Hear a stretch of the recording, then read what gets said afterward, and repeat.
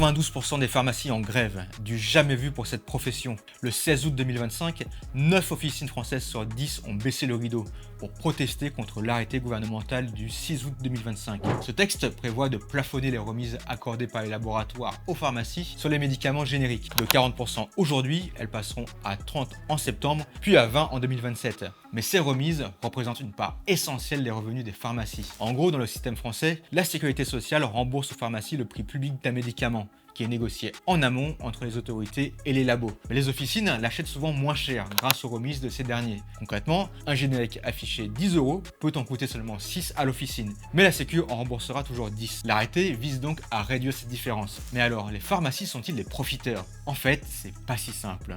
Pour comprendre, il faut revenir sur le modèle pharmaceutique français. Celui-ci repose sur 3 piliers: les laboratoires qui produisent, les pharmacies qui distribuent et la sécurité sociale qui finance. Et chacun a des intérêts différents.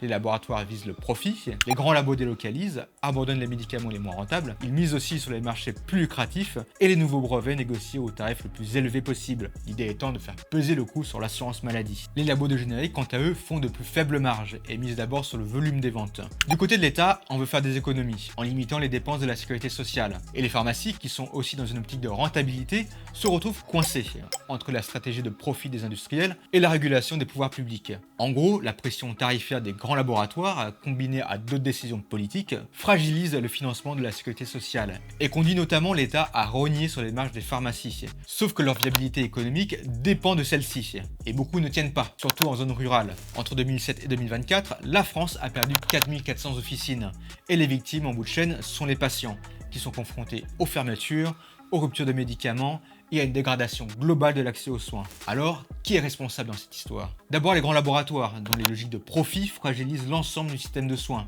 mais pas seulement. Les gouvernements qui ont laissé perdurer ce modèle, voire qui l'ont alimenté, le sont tout autant. Et au final, c'est toute une partie de l'accès aux soins qui est en train de s'effondrer.